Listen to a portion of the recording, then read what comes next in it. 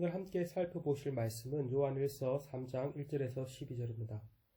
그러 아버지께서 어떠한 사랑을 우리에게 베푸사 하나님의 자녀라 일컬음을 받게 하셨는가?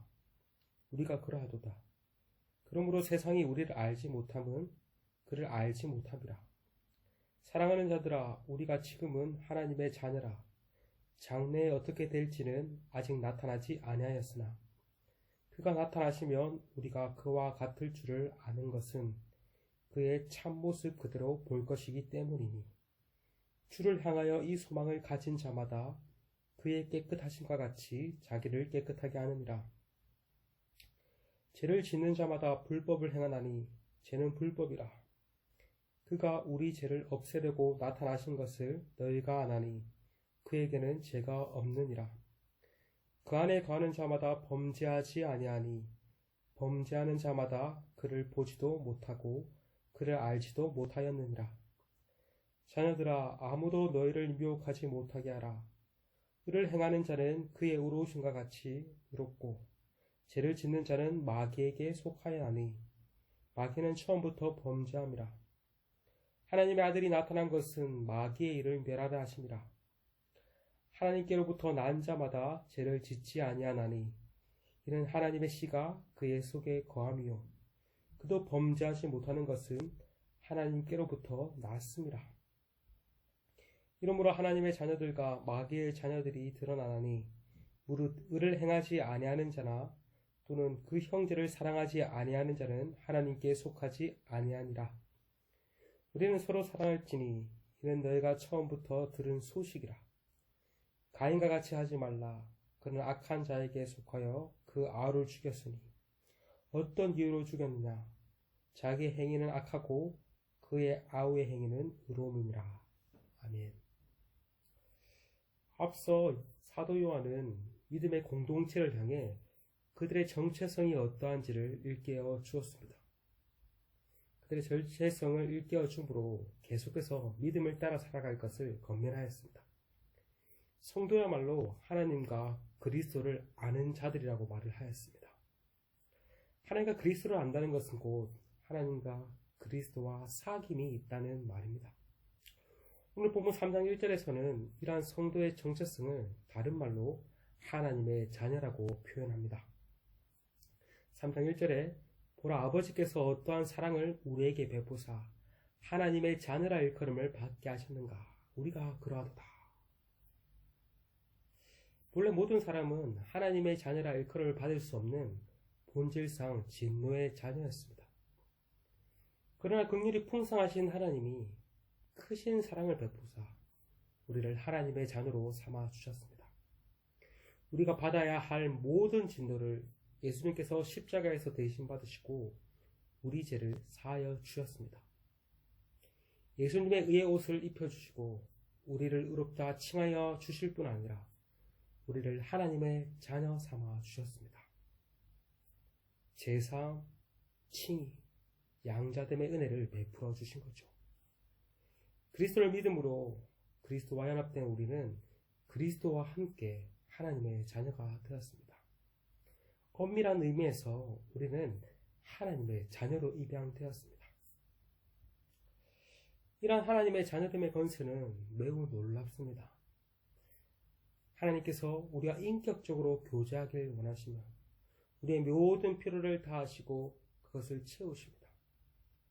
그리고 세상 끝날 때까지 영원히 우리와 함께 하시고 돌보시겠다고 약속하셨습니다.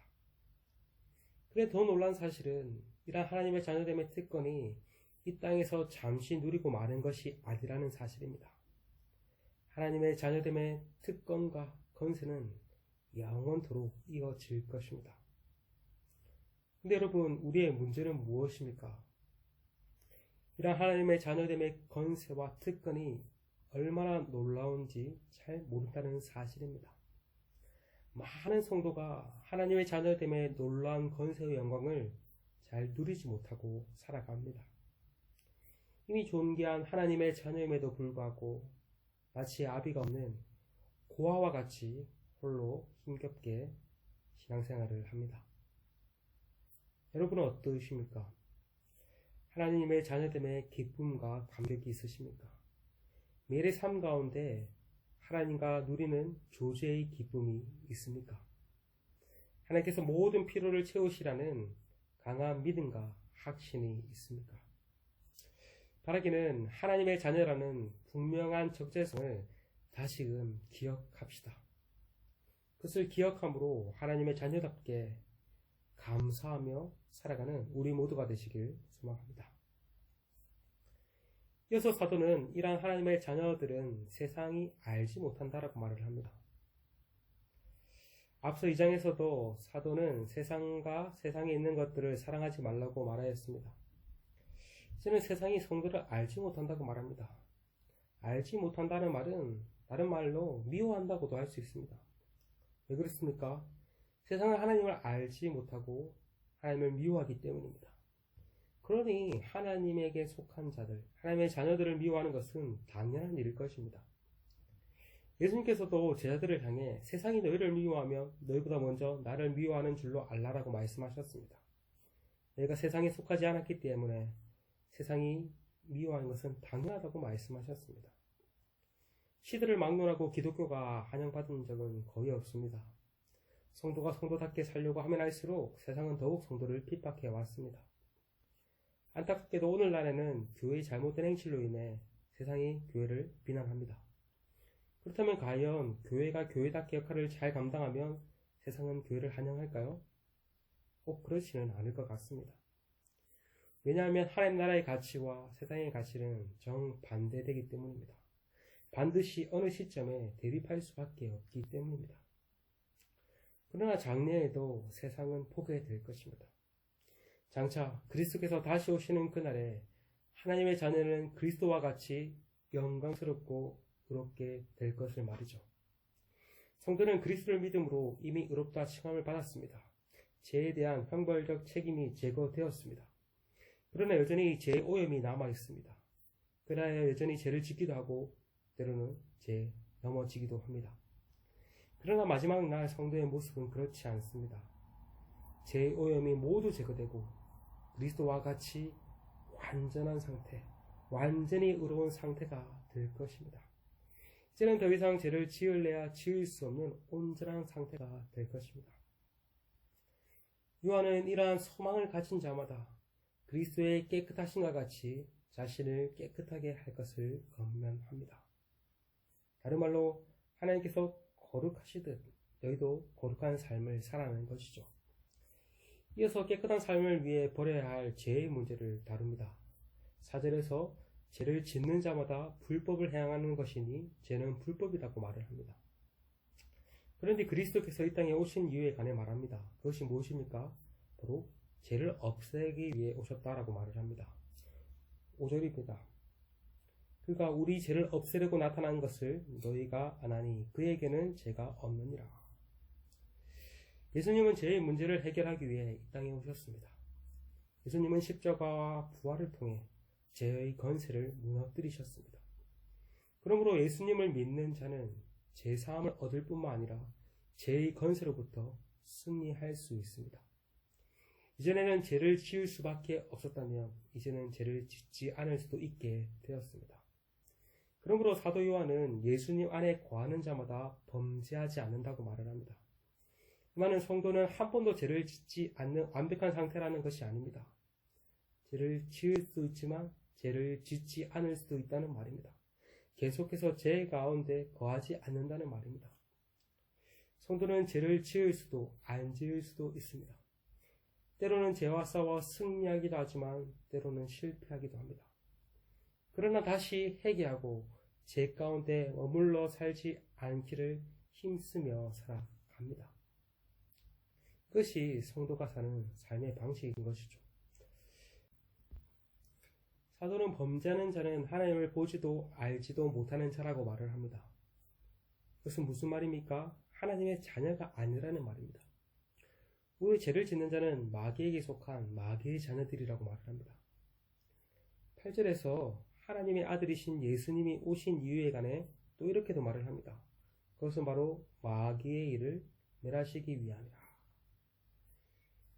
예수님은 죄를 없애기 위해 오셨을 뿐만 아니라 제일 근본적인 원인인 마귀의 견세를 멸하기 위해 이 땅에 오셨습니다.